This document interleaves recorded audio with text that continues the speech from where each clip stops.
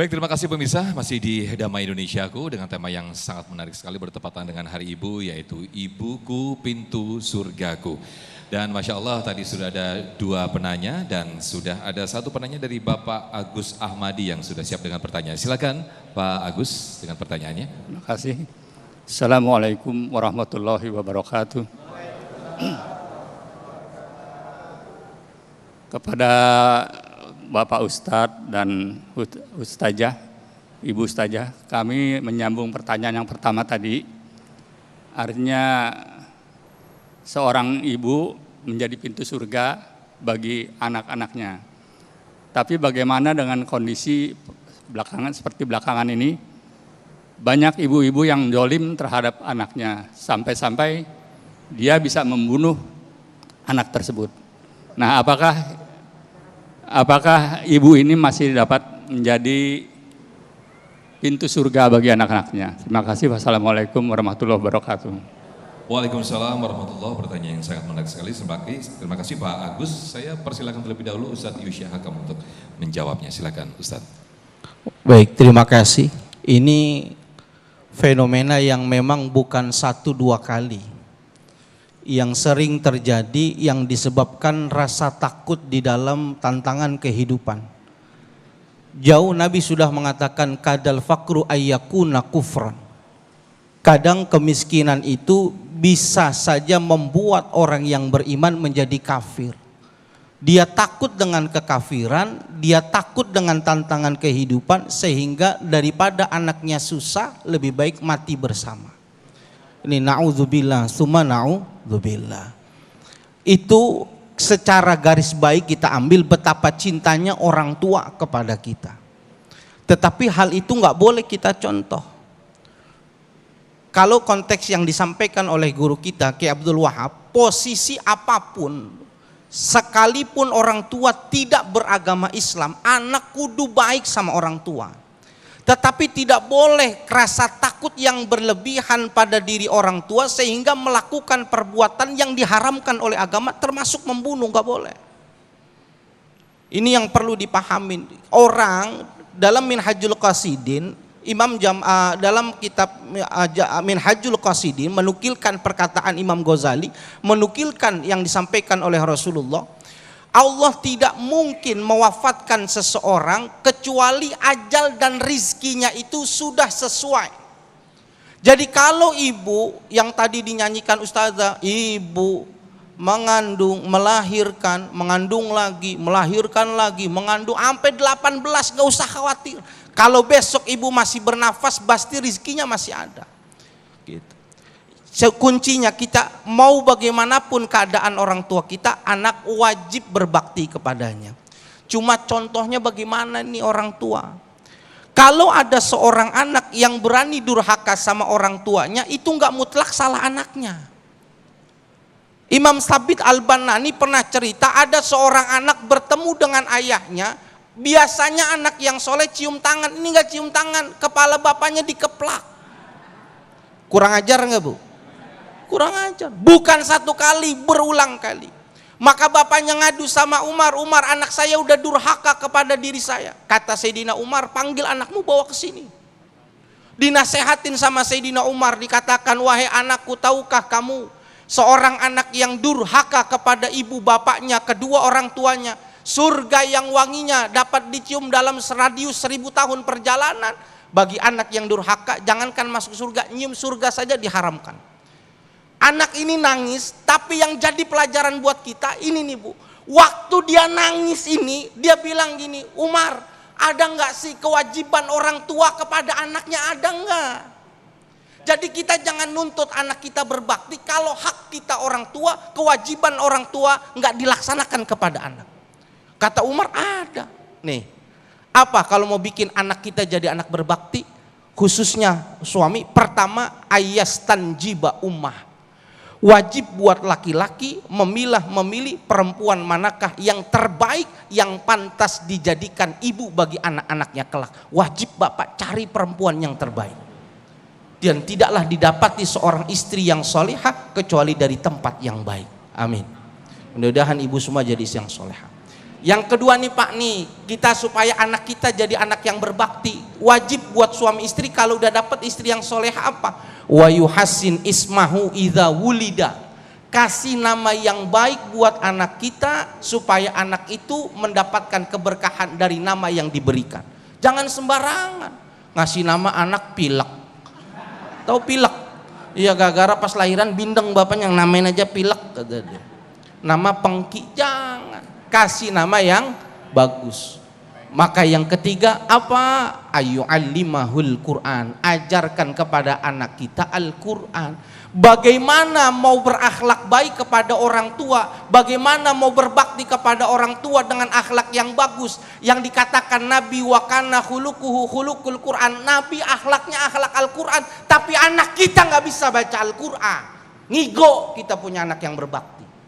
Kalau kita nggak sanggup mengajarkan langsung anak kita, masukkan ke pesantren, carikan guru ngaji supaya anak kita menjadi anak yang berbakti, dan kewajiban kita orang tua kita jalankan dengan sebaik-baiknya. Mudah-mudahan 3 hal ini dilakukan, anak kita jadi anak yang berbakti kepada kita orang tua. Amin ya rabbal alamin. Amin amin ya rabbal alamin. Menyambung apa yang dijawab oleh Ustadz Yusha tadi, bagaimana lalu menyadarkan terhadap ibu-ibu yang mungkin sekarang banyak juga kondisi seperti terlihat di mall, kemudian di tempat keramaian, banyak ibu-ibu yang menyerahkan ke anaknya ke babysitter, kemudian akhirnya kedekatan anak ini justru lebih dekat ke babysitter bukan terhadap ibu. Akhirnya bakti orang tua atau bakti ibu tidak terjadi ketika tidak ada kedekatan. Bagaimana Ustazah Muawana terlebih dahulu mungkin bisa menjawab, silakan Ustazah. Baik, jadi kalau ada seorang orang tua, ayah atau ibu yang menitipkan anaknya ke babysitter, mungkin banyak sesuatu yang tujuannya adalah bukan ingin mendidik seorang anak agar tidak berbakti kepada orang tua. Mungkin di sisi lain orang tua menitipkan karena ada kesibukan. Tapi ingat, orang tua punya hak, orang tua punya kewajiban yang harus diingat dan harus kita pelajari. Apa itu? Mencetak dan mendidik anak menjadi anak yang soleh dan soleha. Kadangkala anak kita salah, anak kita kurang pengajarannya, kadang yang kita salahin adalah orang-orang yang ngejaga atau babysitter itu. Atau kalau kita masukin anak-anak kita ke dalam sebuah pendidikan, anak kita nggak pinter, yang disalahin bahkan biasanya gurunya. Padahal sudah dikatakan al-ummu madrasatul ula. Yang pertama kali jadi madrasah buat anak-anak agar anak berbakti, agar anak bisa mencontoh adalah ibunya sendiri. Dalam satu hadis dikatakan, berbuat baiklah kepada ibu bapak, maka nanti anak kamu akan berbuat baik kepadamu.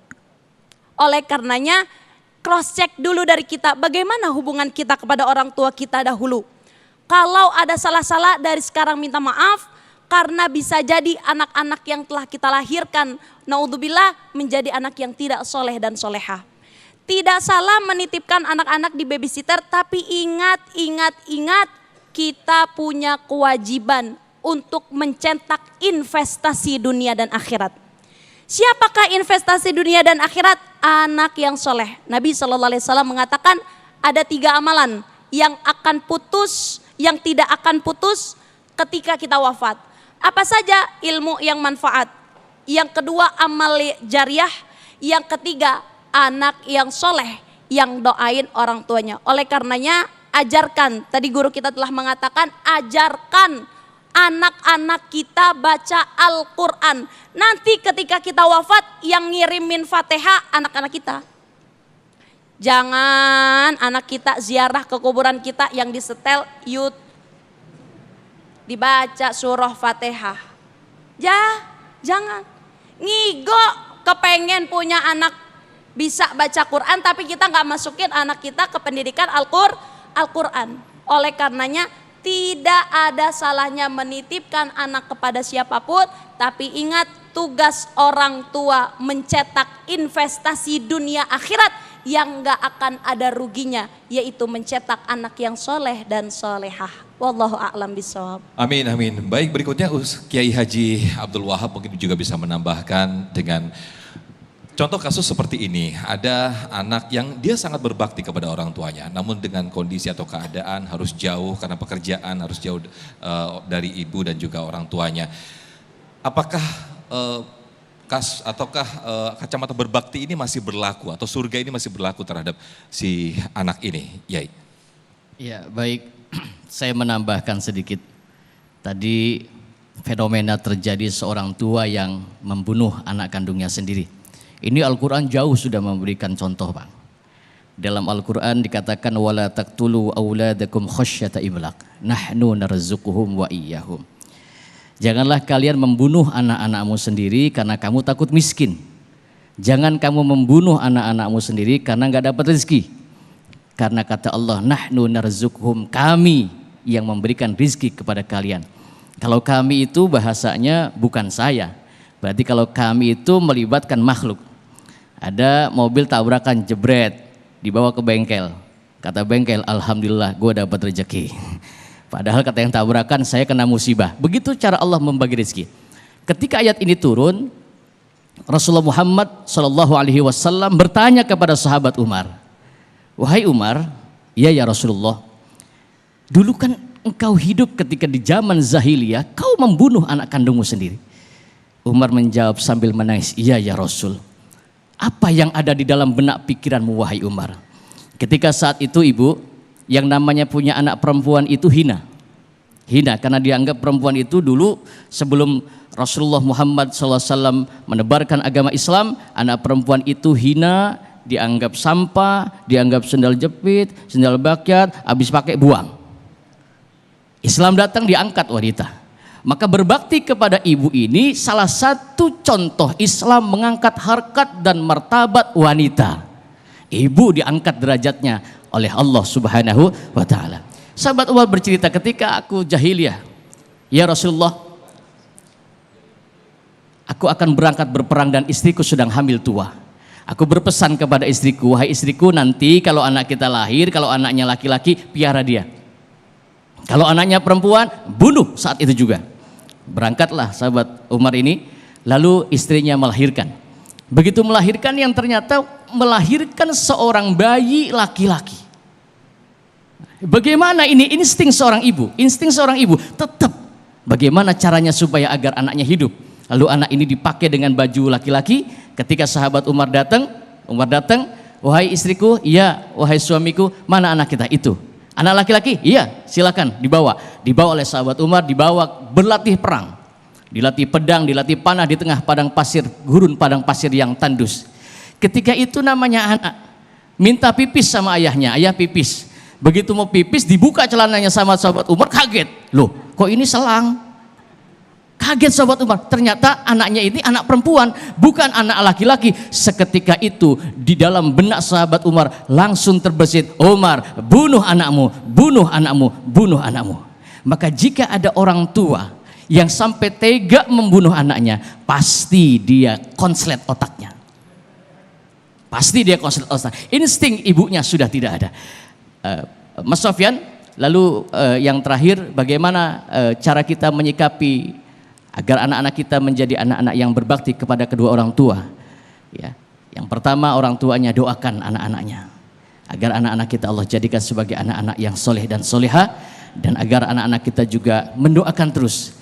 Karena bahkan dikatakan di dalam Al-Quran, kasih sayang seorang ibu kepada anaknya bukan hanya ketika hidup di dunia, bukan hanya ketika hidup di dunia sayangnya seorang ibu kepada anaknya, bahkan sampai di dalam surga kasih sayang seorang ibu akan terus bersambung kepada anak-anaknya. Amin. Baik, Masya Allah, terima kasih Kiai Haji Abdul Wahab, kemudian juga Ustazah Muawana, Ustaz Yusya yang telah memberikan tausiah di siang hari ini. Mudah-mudahan semakin menambah kebaktian kita dan juga doa-doa kita yang terus kita alirkan kepada ibu dan juga ayah kita. Sesaat lagi kami akan kembali, jangan kemana-mana, tetaplah di Damai Indonesiaku. Baik, tidak terasa pemirsa, kita sudah di penghujur acara Damai Indonesiaku. Mudah-mudahan apa yang disampaikan oleh guru-guru kita menambah khasanah keislaman kita. Akhirnya, saya Muhammad Sofyan. Saya Sabrina Raisa. Dan juga kru yang bertugas serta Sarung Wadimor pendukung acara ini. Sarung Wadimor tentu Sarung kita mengucapkan terima kasih. Wassalamualaikum warahmatullahi wabarakatuh. Bismillahirrahmanirrahim. Alhamdulillahirabbil alamin. Hamdan syakirin na'imin hamdan yuafi ni'amahu wa yukafi mazidah. Rabbi auzi'ni an ashkura ni'mataka allati an'amta alayya wa ala walidayya wa an a'malan shalihan tardah. Ya Allah ya Tuhan kami, ampunilah dosa-dosa kami dan dosa kedua orang tua kami ya Rabb. Ampuni dosa-dosa ibu bapak kami ya Rabb. Ya Allah ya Tuhan kami, bimbinglah kami agar kami selalu bersyukur atas nikmat-nikmat yang telah Engkau berikan kepada kami dan nikmat-nikmat yang telah Engkau berikan kepada kedua orang tua kami. Rabbana la tuzigh qulubana ba'da idh hadaitana wa hab lana innaka antal wahhab. Ya Allah, janganlah Kau palingkan hati kami ini setelah Engkau berikan hidayah ke dalam hati kami ini. Rabbana hab lana min azwajina wa dzurriyyatina qurrata a'yun walhamdulillahi rabbil alamin.